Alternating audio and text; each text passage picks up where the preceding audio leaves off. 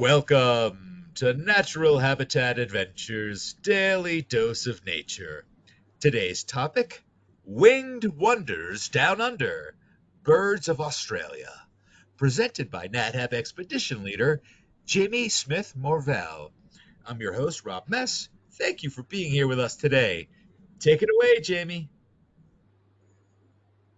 Thanks, Rob, and welcome everyone.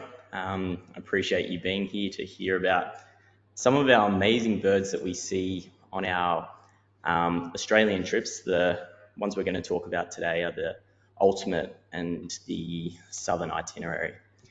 So I'll just give you a little briefing on myself before we get into that. So I've been an expedition leader for Natural Habitat Adventures, guiding the Australian itineraries since 2023. So I come from Australia. I grew up in southeast Australia in Victoria.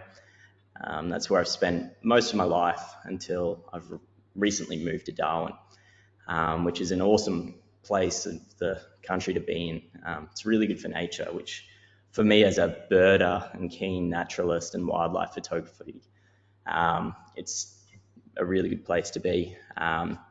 When I'm not guiding for NatHab, I also dabble in a little bit of field ecology, mostly doing bird surveys around Australia, mostly in the southeast. But that's enough about me. We'll have a quick look at these itineraries that we're talking about. So when I talk about the ultimate trip, that's our ultimate Australia safari. So that's the 21-day trip, which you can see in this illustration here, the route that we take. So on the left there, it starts in Cairns. We head into the Daintree, the oldest rainforest in Australia, in the world, and the Atherton Tablelands. And that's where we experience the tropical rainforest, which is a really biodiverse place, really good for a lot of wildlife, including bird life. In terms of birding, it is quite a tricky destination. The vegetation is quite thick and dense, which means it's quite dark and hard to see birds, but there is a beautiful array of birds there.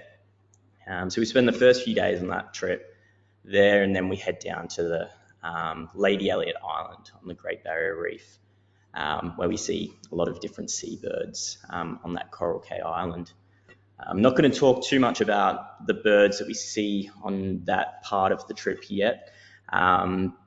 I'll save that for a later day. I am only going to talk about some birds that we see because we have such a short period of time to talk about it. So we then head down to Tasmania, which is that island down the bottom, where we get to experience cold, temperate rainforest, as well as the mountains, some alpine environments with very different wildlife to what we see up in far north Queensland.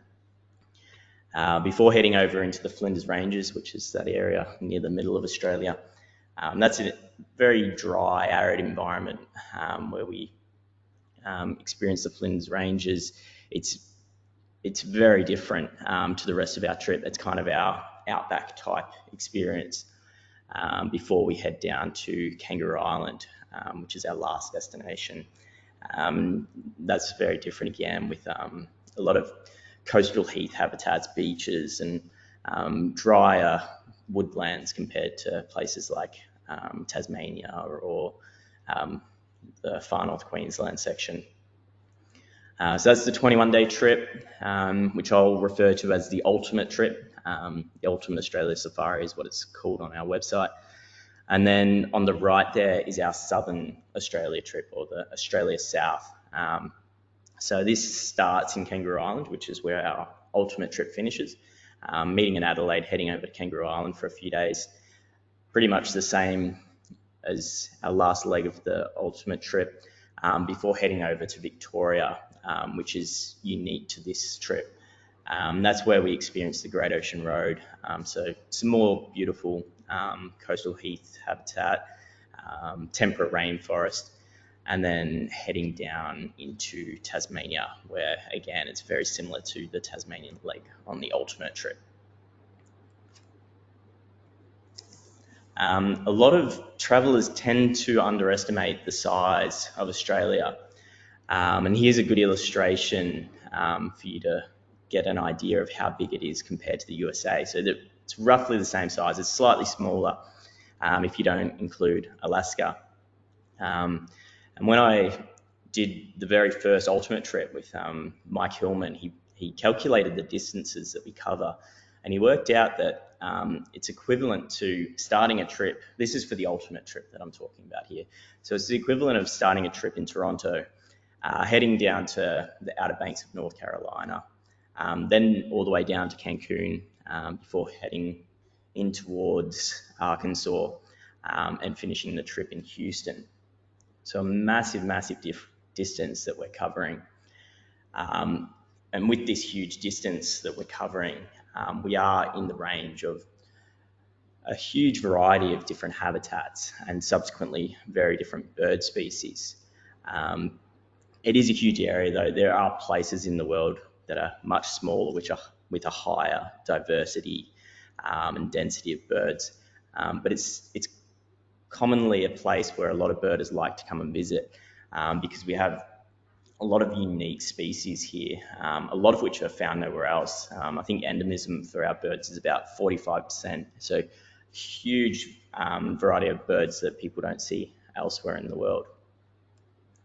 And all up that trip there, I think Mike calculated it's nearly 5,000 miles, so huge distance with the chance to see a fair proportion of Australia's birds. In Australia, there's about 950 species, including vagrants and migrants. And on that itinerary, over the last two of those trips, I've recorded about 300 or so species. And when I say I've recorded that, a lot of those will be heard only with birding. I tend to bird a lot by ear. Not everything is sight. When we're in places like far north Queensland, where you're in tropical rainforest and it's dark and it's hard to see, it can be hard to see birds. So not everyone's going to see that many birds when they come to these places, but there's a chance of seeing a lot. I had a guest on my last ultimate trip. He recorded seeing about 200 across the whole trip, so he didn't get onto all of them. He also sat out some of the activities because he was feeling a bit tired at times, but still a decent amount of birds to see over the 3 weeks of traveling. Okay, so why are Australia's birds so unique? And that's because they're the product of millions of years of evolutionary isolation. I'll try and keep this as brief as possible so it doesn't take up half of this presentation and bore you. But we had Pangea, which split up around 120 to 200 million years ago, which you can see on the left there. And then around 50 million years ago, Gondwana itself fragmented. And Australia was isolated for a long time, which allowed the flora and fauna to evolve largely free from the competition and influence from other species on other land masses like Asia. This isolation wasn't absolute. There were ice ages over the years that created lower sea levels and temporary land bridges that connected Australia with Asia. And that allowed some movement of species between these regions. The movement here was limited compared to other areas of the world, and that ensured that Australia retained much of its ecological distinctness. And one of the most fascinating concepts that highlights this uniqueness is Wallace's line. You can see that in this illustration here. It's a biogeographical boundary which marks a divide between Asian and Australasian species. So to the west of Wallace's line, you get species that are typical of Asia, like elephants and tigers, primates, and then birds like woodpeckers and pheasants and bulbuls, which we don't get in Australia or Australasia. And then to the east of that line, you have species typical of Australasia, like our iconic Australian marsupials like the kangaroo, or birds like cockatoos, cassowaries, honeyeaters, and also birds of paradise. And this boundary, it reflects those millions of years of limited exchange between Asia and Australia. And these differences are shaped by that huge time where there wasn't much movement between them, except for those limited periods of connectivity with the ice ages. Looking here, that line represents a deep water channel, and it makes sense that animals like an elephant or a kangaroo didn't cross over that deep water channel where Wallace's line is. But what's more intriguing is why a lot of birds didn't cross over this boundary. It's a distance that a lot of birds could easily fly across.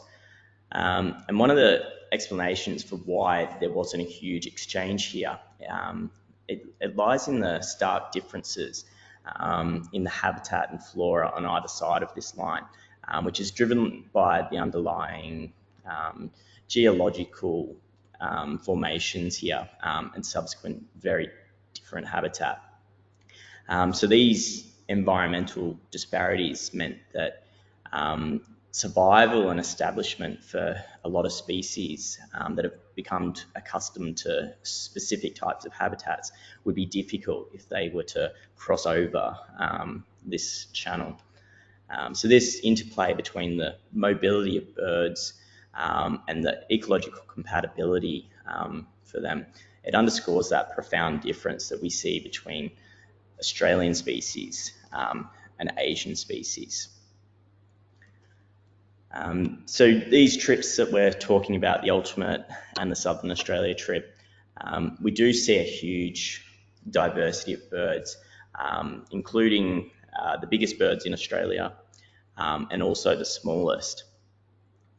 So two big targets on our trips in terms of size and also in terms of guests really wanting to see these birds when they come to Australia. These are the southern cassowary and the emu. So the southern cassowary that you can see here, that's our heaviest bird, weighing up to about 165 pounds. And then the emu, which I'll show you shortly, that's our tallest bird, which is up to about 6 feet. Both of these birds can be seen on the ultimate itinerary, but on the southern itinerary, we only see the emu. And these species, both of them, very important keystone species in their habitats because they eat a lot of fruit and seeds and disperse those seeds far and wide. In the case of the cassowary, many seeds that are poisonous to other animals actually need to be eaten and pass through the cassowary in order for them to grow and subsequently maintain the rainforest that the cassowaries live in far north Queensland. Here on the left, you can see a female eating a cassowary plum, and then on the right, you have a male. So if you look at the differences between these two birds, you can see the female on the left has these big wattles hanging down. So she's got much bigger wattles than the male. She is more brightly coloured, which is hard to tell in these photos, just because of the lighting that I captured these in.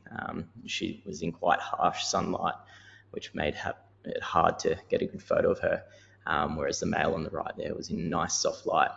And the females are also a bit bigger than the males.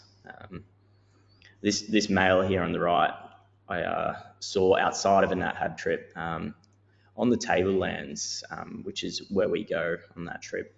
It was really nice to see him along with the chick because they're a little bit rarer on the tablelands due to habitat fragmentation. But the female there, she was on our last ultimate trip that I ran, and she put on an absolute show for our guests, sleeping and feeding and showing a huge range of behaviours. Down the bottom there, you can see the droppings, how they're eating that fruit and then dispersing those seeds to allow more of those plants to grow. So over to the emu, our tallest bird. So we often see these on the Victorian leg of the southern itinerary. And then on our ultimate trip, we see them during our outback experience in the Flinders Ranges. Along with the cassowary, you've probably heard that it's the male's job to incubate the eggs and raise the chicks. So I won't go into too much detail on that today, but on the right you can see an image of an emu chick that still has those racing stripes, perfect for camouflage and maybe a little bit of speed. But yeah, this chick here was closely guarded by its father, which was just out of frame. You can see the male there on the left. It's not a huge amount of sexual dimorphism in our emus like you notice with the cassowaries. The male and females look relatively similar, and the best way to tell them apart is if you see an emu with a lot of chicks, it's likely a male, but then also the calls are a little bit different between the male and female. They have these deep drumming calls, which is how you differentiate the two of them. When we're seeing these species, both the cassowary and the emu on our trips, guests often comment that they look like ancient dinosaurs just roaming through their habitat. It's interesting because historically people believed that their distribution across the southern continent, they thought it was a result of evolving from a common ancestor and then diverging after Gondwana had split.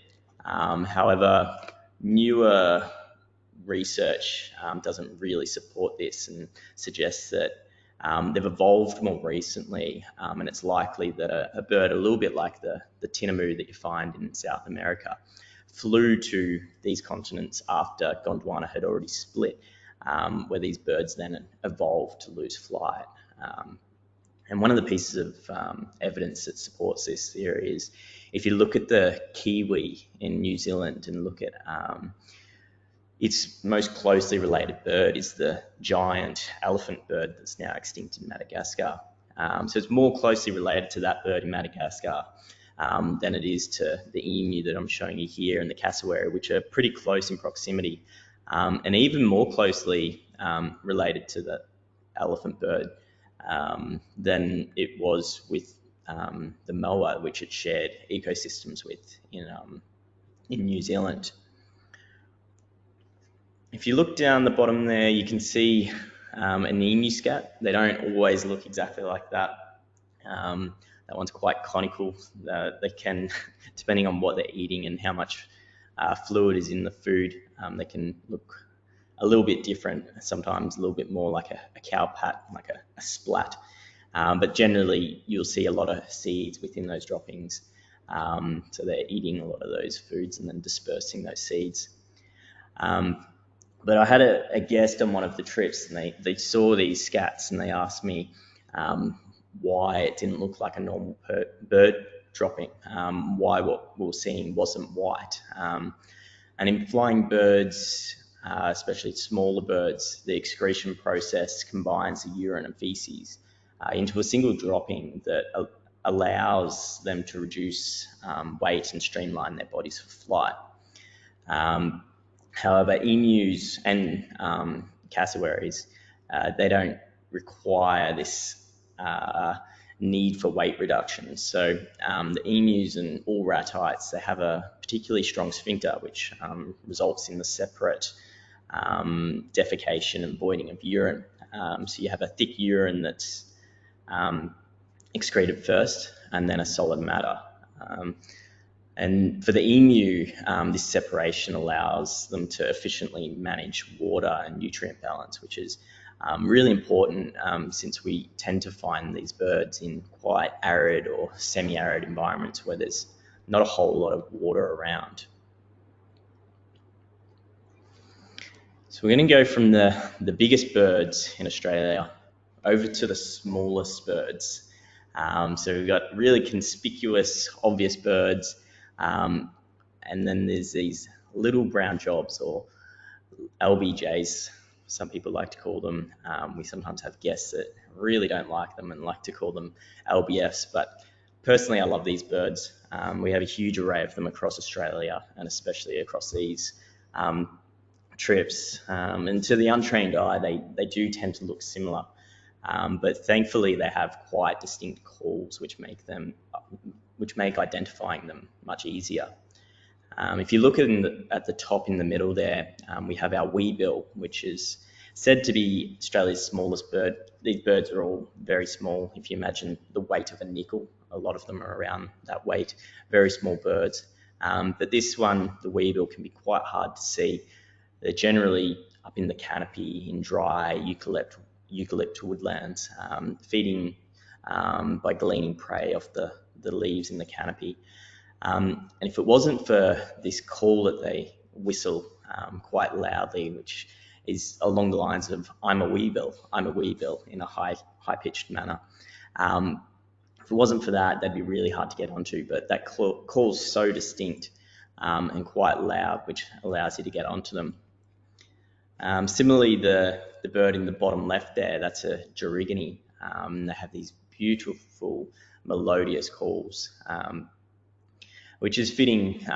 The word gerygony is derived from a Greek word, which means children of song. So it's an apt name given their beautiful singing abilities. You'll often see some of these birds along with the scrub wren in the top left and the Tasmanian thornbill on the right there. That's one of the 12 Tasmanian endemic birds. These birds often move around in feeding flocks with that safety in numbers. Without their distinct calls, it's hard to ID them, but you can also use their position in the vegetation to help ID them. You'll find that scrub wren in the top left there, they tend to stay low in the vegetation, and then you get the thornbill towards the mid-story, and then birds like our gerygony and weebill tend to go higher in the canopy. And I've also included down the bottom there in the middle, that's the southern emu wren. It's not as closely related as these birds are to each other. It's more closely related to our fairy wrens, which I'll talk about later, but I've included it here because its cousin, a species we don't see on this trip, but we do see the southern emu wren, is actually the lightest, smallest bird by weight in Australia. Collectively, these birds aren't for everyone, but ecologically, they're extremely important birds. They're insectivores, which help control insect populations. So really important parts of our ecosystems. Moving on from little brown birds to bigger brown birds, our honeyeaters. So these birds are typically restrained in colour, usually greys and olives and browns, with small highlights of colour. Often yellow tends to be a colour that you can see amongst them, like the 4 that you've got here. But some of our species, like this scarlet Myzamila or scarlet honeyeater, are extremely bright, making them a little bit more obvious compared to a lot of our other honeyeaters. So honeyeaters, like I said before, when I was talking about Wallace's line, they don't cross that line and extend into Asia. So they're quite unique birds to this part of the world. And most guests haven't actually seen honeyeaters before they've come to Australia. And everywhere we go on these trips, guests are usually treated to honeyeaters. They're extremely common, the largest family of passerines in Australia. About 75 species, and if you're flicking through a bird guide like this one here, and this is my very tattered Australian bird guide, you'll see plenty of honeyeaters, many pages of honeyeaters. I haven't seen all of them yet, but I'm hoping one day that'll happen. But we see quite a few of those species when we're traveling on both of these trips.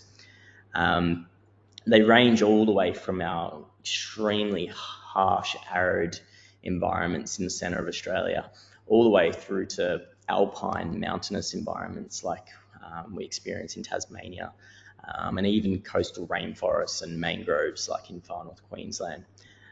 So hugely diverse birds.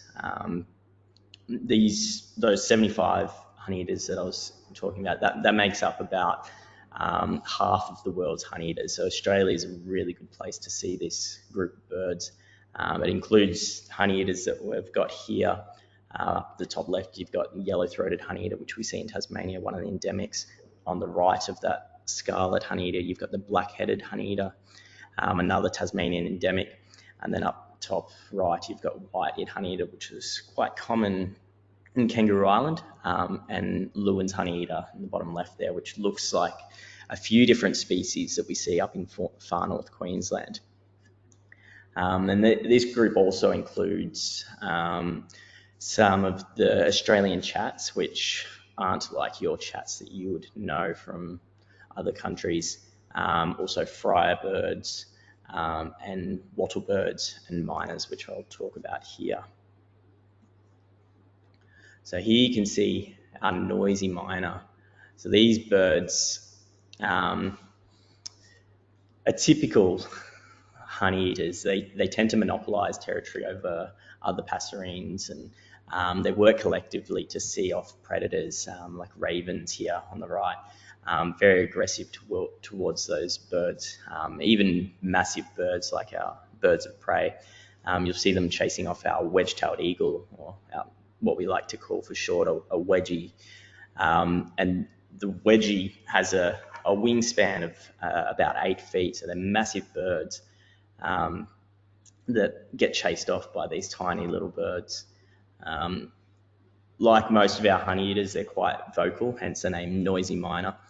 And usually vocal birds are good when you're birding in Australia. Makes it easy to get onto birds and try and ID them. But honeyeaters are quite difficult because a lot of different species have similar sounding calls. But then within the species, we also tend to get a huge varied vocabulary.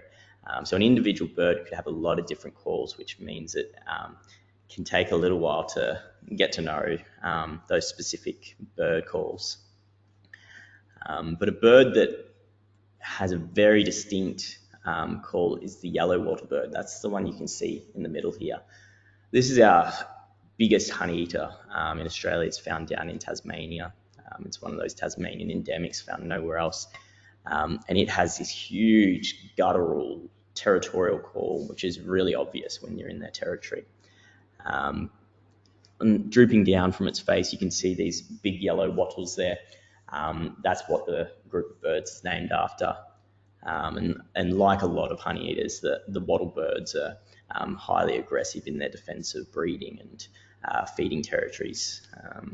On the left, you can see a little wattlebird, and on the right is the red wattlebird, very common across a lot of our trip. From honeyeaters to arguably our guest favourites in terms of birds to see on our trips. The parrots are such a beautiful and diverse group of birds that even our non-birding guests absolutely love to see these birds while they're in Australia. Australia is often referred to as the land of parrots because we do have lots of the world's parrots. So we've got the true parrots, which you see in a lot of parts of the world. But we also have the cockatoos, which are unique to this part of the world. Collectively, they're highly intelligent birds with specialised beaks that allow them to manipulate food with precision. They often use their feet to help them hold that food. And typically, most of our parrots are left-footed, which is interesting. Nearly half of them are left-footed. Another third of the birds are right-footed, with the remainder being ambidextrous. This is pretty unique in the wild, that tendency for handedness or footedness, I guess you could call it. But along with holding the food, those really strong beaks can break into quite tough fruits and seeds. You'll see some of our cockatoos and parrots breaking open seeds that if you were to grab and try and cut with a knife, it would prove quite difficult. Really strong birds. And like our honeyeaters, we see these across a huge range of our trip, all types of habitats. You can find parrots. So in the top left, you can see a rock parrot. It looks kind of drab, sitting there on the rock. You find these in coastal habitat, rocky coastal heathland. On Kangaroo Island is where we could see them. On the far right there, you can see the elegant parrot, which is a member of the same genus as the rock parrot. Beautiful little bird, quite skittish like the rock parrot. We find these in the Flinders Ranges on our ultimate itinerary. These are closely related to our rarest parrot, which we don't see on this trip, unfortunately. So our rarest parrot is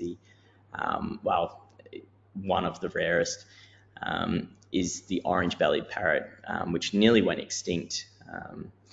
And if it weren't for conservation efforts, we would have lost them. So at the moment, the numbers are slowly coming up, and hopefully they can survive.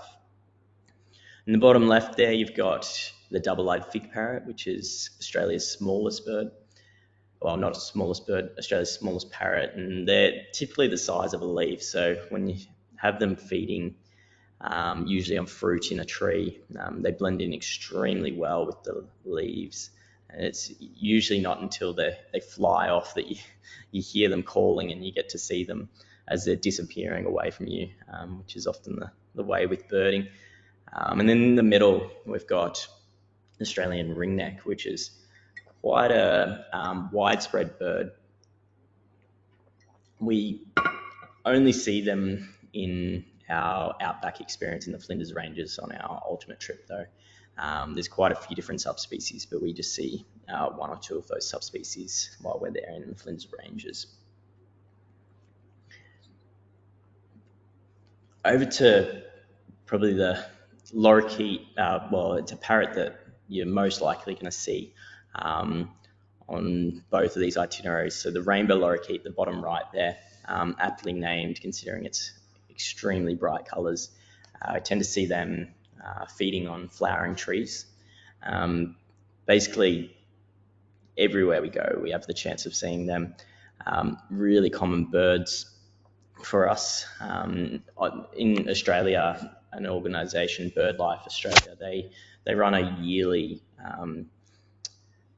survey which they get everyday people to report the birds from their local area or their backyard, and this is the highest reported bird. Next to it, you can see a pair of scaly-breasted lorikeets on the left. They're common in the northern part of Australia, and the east coast, but we only see them in our far north Queensland section on the ultimate itinerary. And then I've included these other two lorikeets, which are a bit smaller and harder to see. More likely to see the purple crown lorikeet in the top left there in Kangaroo Island. And then on the right there is our smallest lorikeet, the little lorikeet, which can be extremely hard to get onto, but a very cute bird indeed. Over to our rosellas and king parrot. The king parrot is the one in the middle down the bottom there. It's not really closely related to the rosellas, but I've included it here because we tend to see them on our Great Ocean Road leg in Victoria, along with the crimson rosella, which is there on the right, which we see across a lot of our trip. And it's a favourite amongst our birders, and just guests generally love seeing this bird.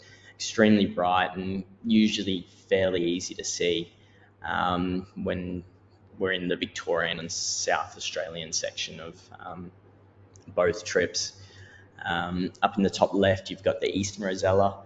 It's got a similar range to the Crimson Rosella, but we also see them in Tasmania. Unfortunately, they're a little bit more skittish, which makes it harder to get good views like we usually get of the Crimson Rosella. And then the bottom left is our Tasmanian endemic, the green rosella. We only see that while we're down in Tasmania.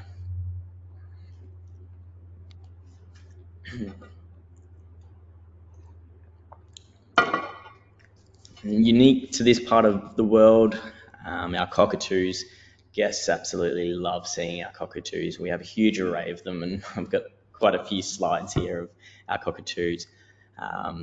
These are our most common that you'll see on our trips. So to the left, we've got our sulphur-crested cockatoo, a very raucous and loud bird, so you know when they're around. They're all generally pretty loud, but this one is incredibly loud. It almost hurts your ears to hear them call in close proximity. In the middle, we have little corellas, again, extremely widespread in Australia. and a guest favourite on the right there, the galah, that pink and grey cockatoo. There's a common saying in Australia, if you call someone a galah, they're a bit of a silly person, so they're a quintessential bird. Really, really enjoyable bird to see while you're down here. Okay, moving on. Down to our black cockatoos. Here on the left, you've got the red-tailed black cockatoo, which is really common in our far north Queensland section of this trip. There are different subspecies around the country, but we're likely to only see this subspecies while we're in Queensland. And while you're in Cairns, the city of Cairns, they're often flying around the city itself. So if you come down for the ultimate trip, make sure you go for a walk and keep an eye out for these huge black birds. On the left, you've got the female. She's got that yellow flecking through her plumage, and the barred yellow and red tail. In the middle, you've got the male red-tailed black cockatoo with that jet black plumage and solid red bars. And then on the right, you've got our largest that we see on these trips, the yellow-tailed black cockatoo. And this one's common pretty much everywhere on these trips except for the far north Queensland section where we see the red-tailed black cockatoo. And these birds are really amazing to see in flight. They have this slow, buoyant flight. Reminds me of, I guess, cartoons of dragons flying around, and they have this loud wailing call that announces their presence in the distance before they arrive flying over you. But they're really interesting to watch. That strong beak that I was talking about before, you'll see them ripping open the trunks of trees, getting borers, usually moth and beetle larvae, which they love to eat. So they tend to fill that niche. A lot of people ask me on tours about woodpeckers. Where are the woodpeckers in Australia? And we don't have woodpeckers, so birds like these fill that niche along with some other birds like our tree creepers and satellas, which tend to go up and down the sides of trees, getting all of those little invertebrates. Over to some of our rarer cockatoos. So these are the endangered gang cockatoos. Got to make sure I don't mince my words there. Gang cockatoo. And unfortunately, they're struggling due to habitat loss through habitat destruction and fires. On the left there, you can see male with that beautiful red hood and red crest. And then the female on the right there with that beautiful flecking throughout her plumage. And we're hopeful that we will try and see these on the Victorian leg. We don't always see them, but the Victorian leg of our southern trip is where we tend to see these. But unfortunately, we don't see these on our ultimate trip unless you get ridiculously lucky and encounter them while we're on Kangaroo Island, which is not typical for that area. They have been recorded, but it's not typical. And then here we have the Kangaroo Island glossy black cockatoo. This is the rarest of all of the cockatoos that we see on this trip. There's only about 450 of these birds. So these are a subspecies of another species that, of the nominate species that you see on the mainland. Both of these species or subspecies aren't doing well. This one here is critically endangered, and on the mainland there's only about 8,000 or so of the nominate species, so really low numbers for similar reasons to the gang cockatoos. So we've got a pair on the left there. You can see the male, a bit like the red-tailed black cockatoo. He's got that jet black plumage and then solid red bar or solid red panel, and then the female has that yellow. They're both females there on the right, with the yellow blotching in the face and the barring in the tail. You can see they're sitting on these trees, the same type of tree, the casuarina tree. She's got that fruit in her mouth, and that's their sole food source. I'll talk a little bit about why they're struggling. So there's a lot of reasons, but around 5 years ago, there were some huge fires that swept through Kangaroo Island, wiped out about half of the island. And being their sole food source, if the casuarinas are burnt, then these birds have no food. So there's a lot of effort to revegetate these plants all over the place so that if an area burns, there's still food elsewhere for these birds. That is relatively easy to do. The trees don't take too long to grow and bear fruit. But the biggest challenge is their nesting habits. These birds are really picky with where they nest, usually in hollows of big old gum trees or eucalyptus trees. And these hollows tend to take around 100 years to form. So if you lose that habitat, these birds lose their ability to nest and breed and stabilize or increase their numbers, which is really scary when you have a huge fire like the fire that came through Kangaroo Island. So what the locals are doing in Kangaroo Island is introducing some nest boxes. These big nest boxes that mimic those hollows that you'd find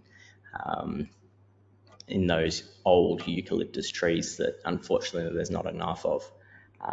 And to add to the problem, a lot of the eggs of these birds get eaten by our brush-tailed possums. So when you find a tree with these birds nesting, or you've got a nesting box that's been put up, you need to wrap the tree with this metal that the possums can't climb up and eat those eggs. So there's a lot of effort going into trying to save these birds. Those numbers of 450 were from the 2023 counts. I'm still waiting to hear what the surveys found for last year. So I'm hoping it's more, because I have seen a few of the juveniles flying around on our Kangaroo Island leg of the trip where we see these. We stay at a beautiful accommodation at American River, an area named by Americans. It's not American or a river, but we have this beautiful view out over the water where our rooms are and where we eat at the restaurant at dinner. And we often have these birds fly in past the accommodation and sometimes land in the trees in the front. Their nesting trees aren't too far from our accommodation, so usually luck onto them around the accommodation. And if we don't see them there, we do go looking for them around the island. There's a few spots that we know that are quite good for these birds.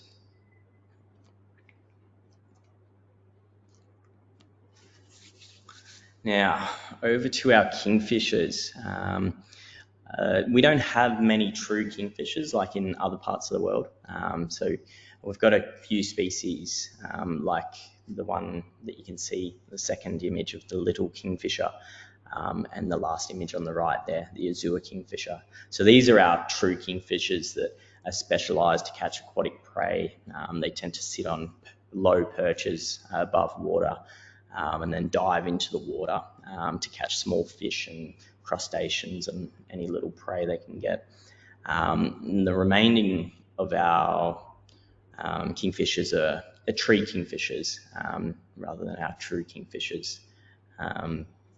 So the one on the left there is our sacred kingfisher, probably the most common kingfisher that we see on our trips other than the iconic kookaburra. You can see a lizard in its mouth there.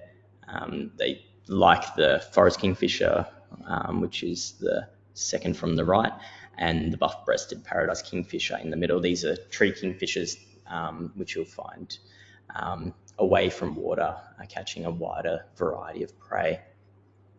That one in the middle there, the buff-breasted paradise kingfisher, that's one of my favourite kingfishers to get onto on our ultimate trip. In the Daintree is usually where we see them, up in far north Queensland. So these birds are they're migratory. They come from Papua New Guinea to spend the wet season up in Queensland. So that's perfect timing for us because that's when we actually run our ultimate itinerary. And these birds are there nesting in excavated termite mounds. That's all of our kingfishers there. Over to some of the more iconic kingfishers that you probably know. So on the right there we have our blue-winged kookaburra, and on the left is the laughing kookaburra. And that's the one that you probably all have heard of before. It's got that iconic call that sounds like laughter. It's that quintessential Australian soundscape when you hear that laughing in the distance. And it's a bit like your red-tailed hawk. In a lot of movies, you have that red-tailed hawk call for your bald eagle. And you'll watch some TV shows and movies, and you'll have the kookaburra calling in a jungle somewhere in this random country, which is really interesting. These birds here, as you can see, that one's got a lizard in its beak. Very good hunters. They'll feed on reptiles, mammals, frogs, insects, pretty much anything they can get their beaks around, they'll catch. They're famous for catching snakes and then flying up to a high branch and swinging it around and hitting it on the branch, or just dropping it from a power line to the ground and repeatedly doing that until the animal dies. So they've got this voracious appetite, and they're highly adaptable to different environments, which has made them a bit of a problem in places like Western Australia and Tasmania, where we visit. Unfortunately, they were introduced from other parts of Australia to there, and they kill a lot of local wildlife. But other than in Tasmania, we're seeing them in their native range, and they're really awesome birds to see.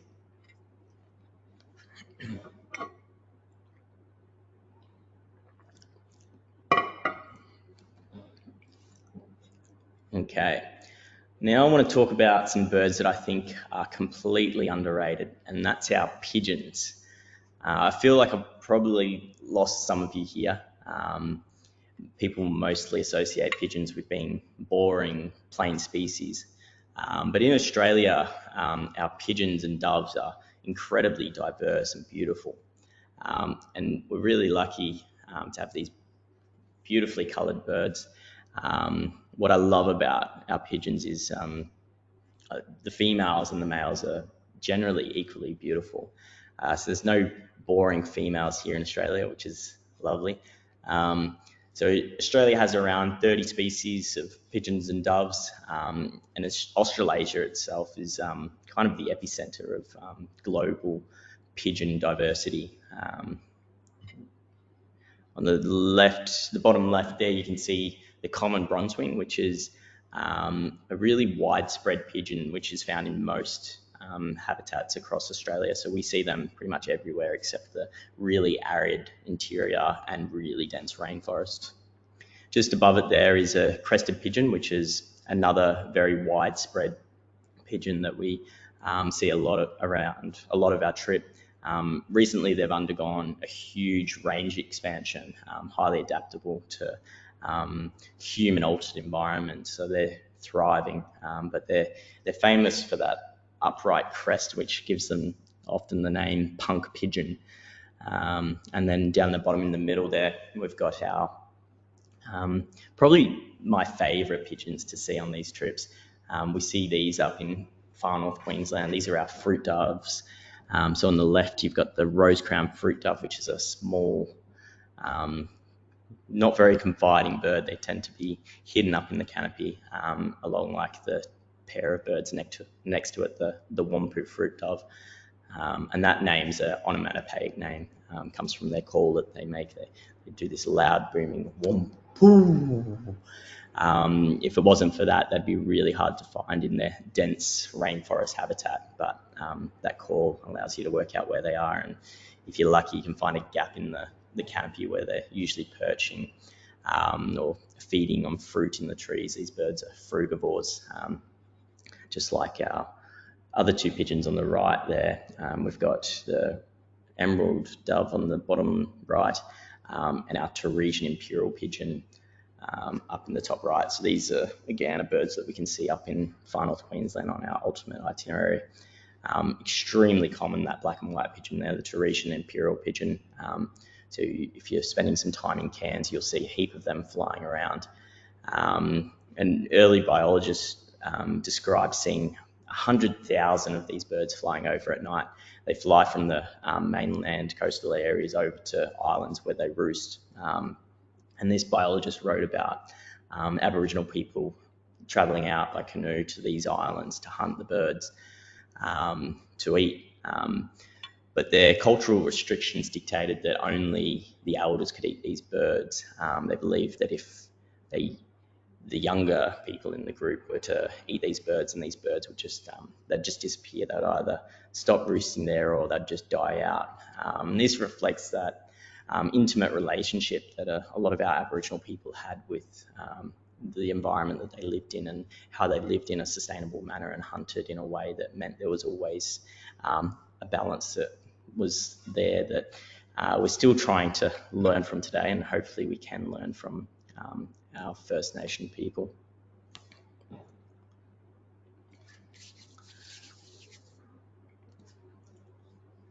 So we're nearly finished. This is the last group of birds we'll talk about before I'll pass it over to Rob for you guys to answer some questions.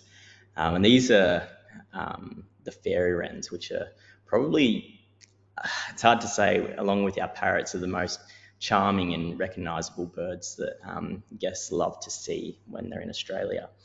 So these tiny little blue birds, usually blue anyway, are very energetic birds and a favourite among our NatHab guests. I don't think I've ever seen a NatHab guest that hasn't really enjoyed seeing these birds bouncing around. Bottom left there, you can see the superb fairy wren, the electric blue, typical of fairy wrens. That's the most likely fairy wren you'll see across both itineraries. On our southern itinerary, you'll only see that species.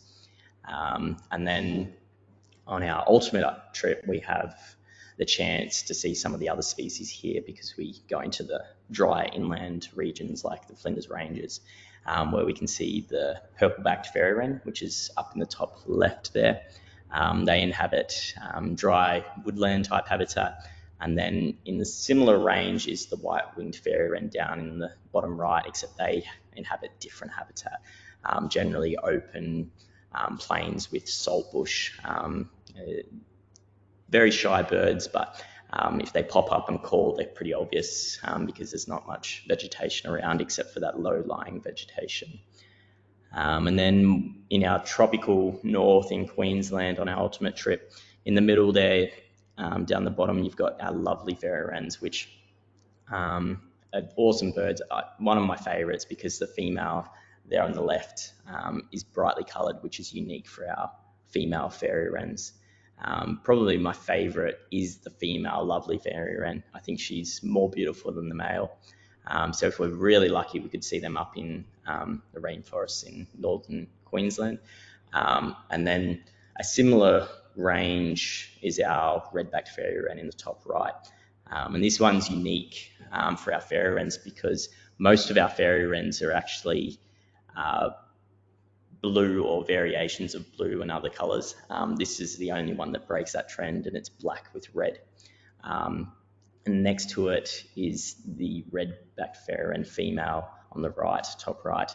And that's typical of our female fairy wrens. They're usually a drab brown bird with that general shape. So that's how fairy wrens are a memorable, small but memorable group of birds to finish on. I'll pass it over to Rob for you guys to ask some questions before we finish up here.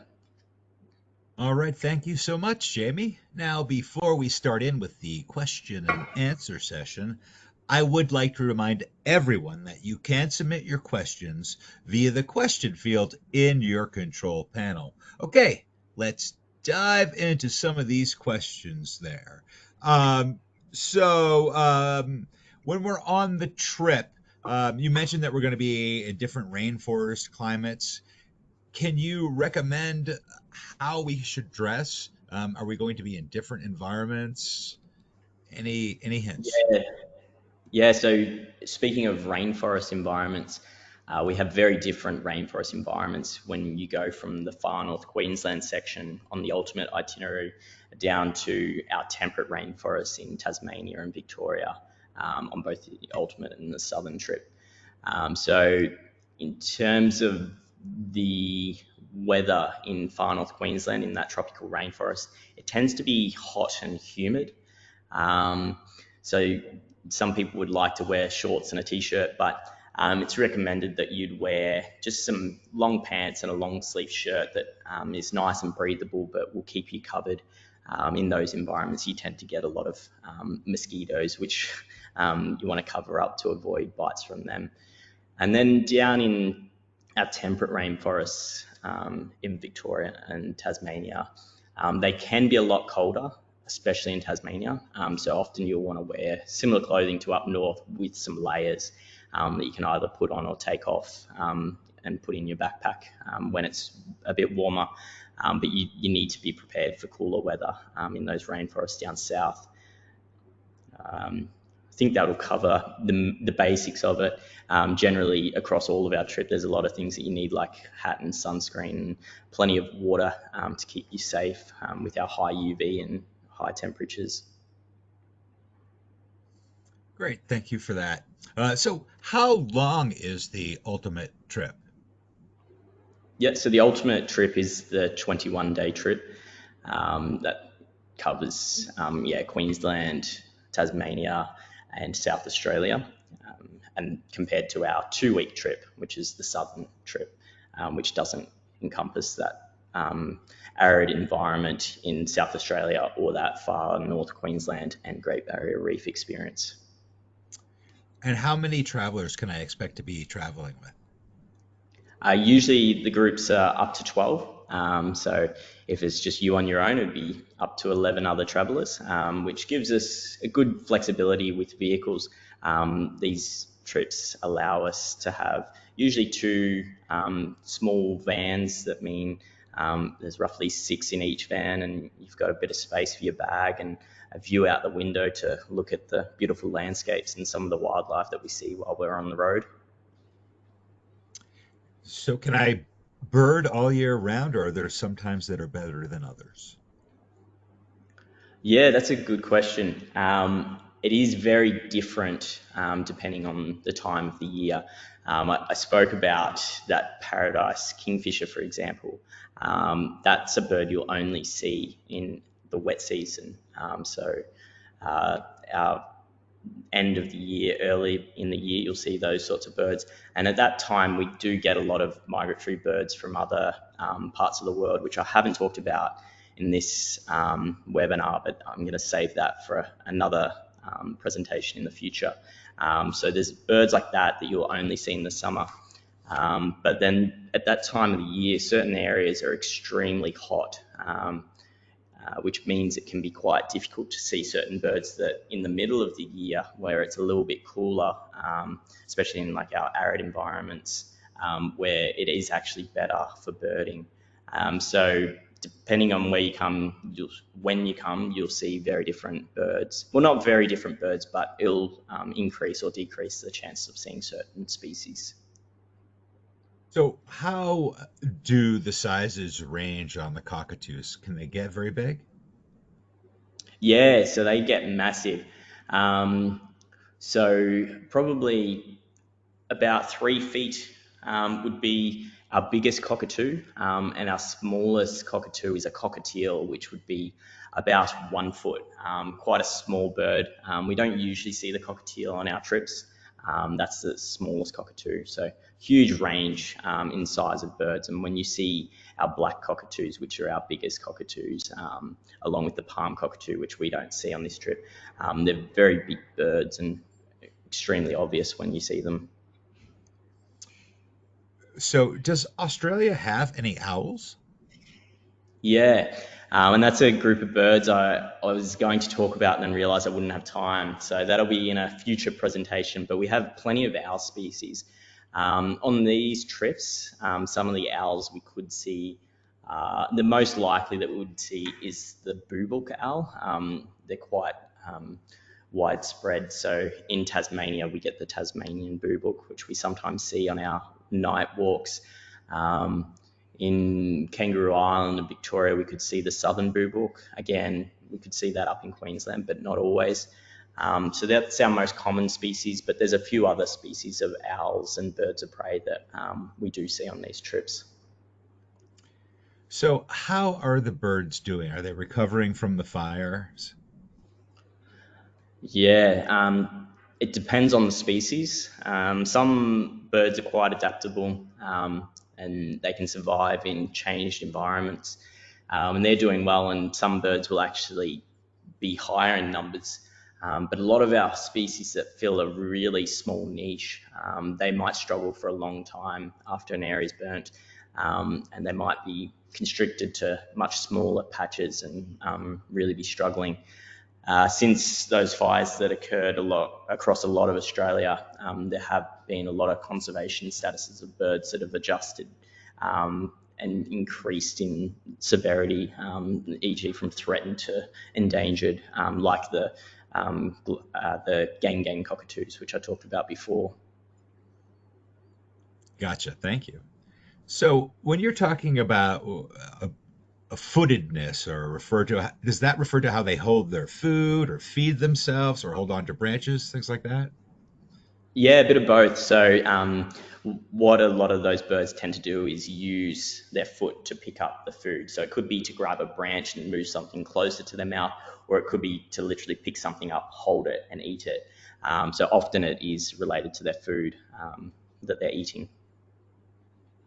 So when I'm out there on the trip, will there be any chance for me to meet any Aboriginal people?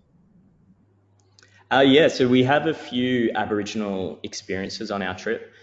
So on our ultimate trip, we start our trip in Cairns and then we head out into the Daintree rainforest. We have an Aboriginal experience through there. And then down on our southern trip in Victoria, we also go to Tower Hill, which is a nested maar area where we meet another. Usually, it's one Aboriginal guide that will take us around and show us some of the native plants and bush foods and wildlife that you see in this area and their connection to that country. And then also in the Flinders Ranges on the ultimate trip, I should have mentioned that before. We get to meet an Adnyamatya guide who will take us through some of that rocky, beautiful, dry country and show us some of their rock art as well. So Jamie, tell me, is there one bird that's on your bucket list to see that you have yet to witness? Yeah, there's a lot of birds. The first one that comes to mind is a grass wren, closely related to those fairy wrens that I showed you. They're kind of a birder's bird. They're in all these remote, hard to get to places.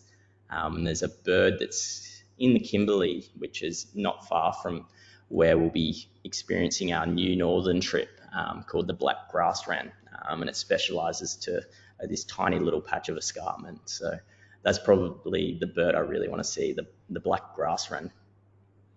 Great. Well, thank you for that. We hope you get to see it. Unfortunately, that is going to be the last question that we do have time for today. So I'd like to hand it back to you for any closing comments you may have for us. Yeah, thanks, guys. Appreciate you listening in today.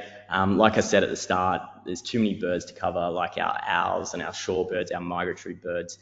So in the future, I hope to do either another presentation like this or at least a blog post, and I'll cover some of the other birds that I haven't talked about, like our Australian robins and our birds of prey, birds of paradise, megapodes, all sorts of different birds that we couldn't fit in today.